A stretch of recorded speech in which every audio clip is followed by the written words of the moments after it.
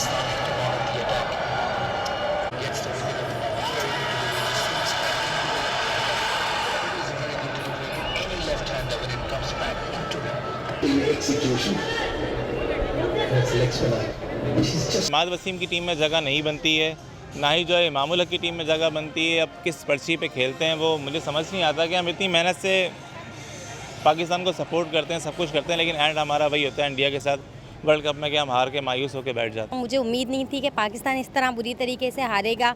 हमने बहुत सी उम्मीदें पाकिस्तान से लगाई थी, लेकिन इन्होंने हमारी उम्मीदों पे पानी फेर दिया है। टीम में मैं नहीं समझता कोई बुराई है, लेकिन ये जो इंडिया के सामने होती है सारी मेंटल स्ट्रेंथ का गेम होता है, फिजिकल से ज़्यादा, और वो हम लैक करते हैं वहाँ पे। हम वो सेक्टर हमारा काफ़ी वीक है। 4 मैच बाकी हैं, उन 4 मैचों के बाद पाकिस्तान अगर परफॉर्म करता है तो मैं भी पॉसिबल कि इंशाल्लाह सेमीफाइनल में आ जाए।